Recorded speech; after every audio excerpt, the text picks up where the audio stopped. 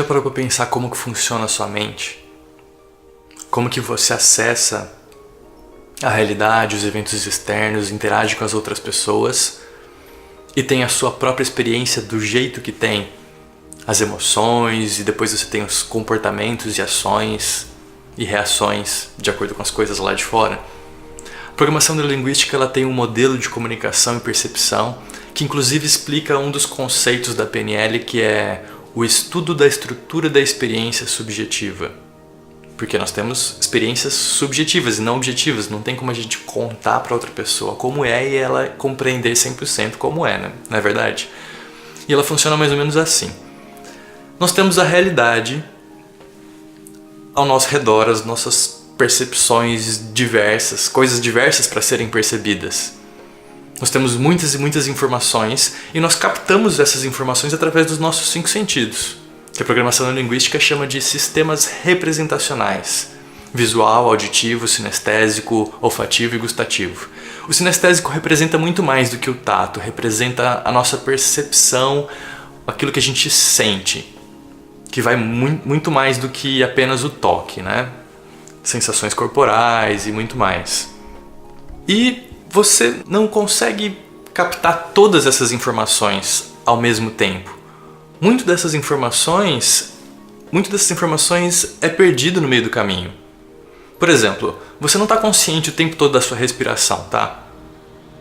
Mas se você parar para prestar atenção, você vai sentir, você vai perceber. É uma informação que está aí o tempo todo, mas que você não está sintonizado nela, porque a gente não tem a capacidade de captar todas as informações da realidade o tempo todo.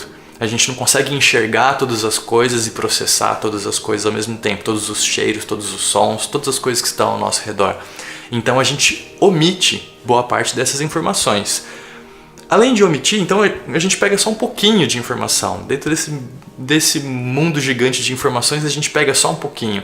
Desse pouquinho que a gente pega, a gente generaliza e a gente distorce de acordo com as coisas que nós já vivemos, que na programação neurolinguística é a parte da programação, que são todas as nossas experiências, os nossos padrões, os nossos metaprogramas, são os nossos valores, as coisas que são importantes na nossa vida, as coisas que são importantes para cada determinado momento e circunstância, as nossas crenças, coisas que nós acreditamos, não só crenças religiosas, mas como nós achamos que o mundo funciona, ideias e conceitos que nós resolvemos acreditar.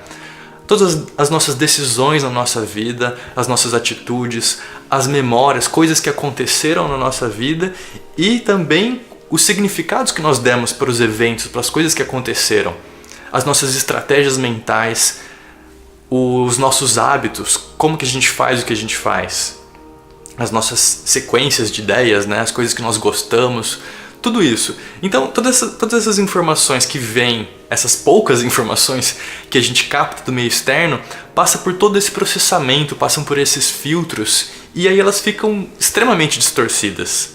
A gente não está acessando a realidade como ela é, nós estamos criando uma representação interna.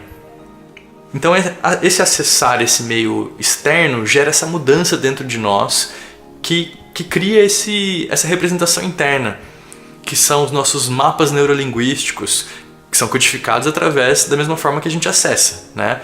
Como formas de imagem, sons, sensações, cheiros, gostos e diálogo interno, que é a parte do neuro. A gente codificar e armazenar na nossa memória tudo isso que a gente acessa lá de fora, processando, né, com isso que já existe lá dentro. É como se a gente pegasse um pouquinho de informação, batesse num liquidificador, rodasse tudo aquilo lá e criasse uma coisa nova, diferente daquilo que é de verdade lá fora, que a gente captou.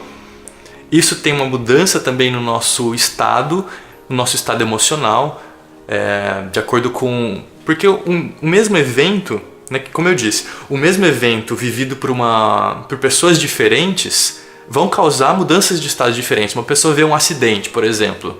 Se é um médico que está acostumado a ver pessoas nesse tipo de situação, provavelmente ela vai ter mais calma, ela vai compreender, vai saber ajudar melhor a pessoa. Agora, se é uma pessoa que não está acostumada com isso, ou se passou por um trauma, por exemplo, ou seja, ela tem nas programações dela, na memória dela, isso como sendo uma coisa complicada e difícil de lidar, ela vai entrar pode ser que ela entre num estado de pânico, por exemplo.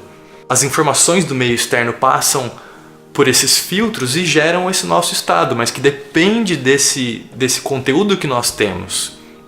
E vai mudar também a nossa fisiologia, o nosso batimento cardíaco, a nossa respiração, a mudança de postura e uma série de outras coisas que tem a ver com o nosso corpo. E a partir daí nós temos um resultado, nós geramos um comportamento, nós fazemos alguma coisa de acordo com isso que veio lá de fora e que nós processamos. Dentro desse modelo, dessa estrutura, desse processamento, dessas programações internas, existe aquilo que nós temos consciência e aquilo que nós não temos consciência. Coisas que nós fazemos sem saber que fazemos. O papel da programação neurolinguística é a gente analisar essa estrutura, analisar todos esses processamentos, esses metaprogramas, essas representações internas, para que a gente tome consciência daquilo que a gente faz dentro da gente, dentro da nossa mente, e consiga compreender, porque quando a gente toma consciência disso, o simples fato de ter consciência daquilo que a gente faz, por exemplo, eu acredito em tal coisa, eu fiz isso baseado nesse propósito. Quantas vezes a gente não faz determinada coisa e mais pra frente a gente fala, nossa, eu fiz isso por causa de tal motivo, mas que você não tinha consciência daquilo e que depois, quando você descobre que você fez aquilo porque fez daquela forma, você descobre formas novas de fazer. E quando você descobre formas novas de fazer, você vai se libertando dos condicionamentos da mente. Você descobre que você sempre tem escolhas, que você pode ampliar o seu mapa, você pode ampliar a sua forma de enxergar o mundo, porque a gente sofre e a gente quebra a cabeça com a vida em muitos momentos porque a gente fica preso em um determinado mapa, em uma determinada ideia, em um determinado conceito. A gente acha que a coisa tem que ser daquele jeito e é como se tivesse uma barreira. Então a gente fica ali batendo a cabeça e aí quando a gente se abre para enxergar como que a gente faz, a gente consegue enxergar novos caminhos e seguir novos caminhos e então obter resultados melhores.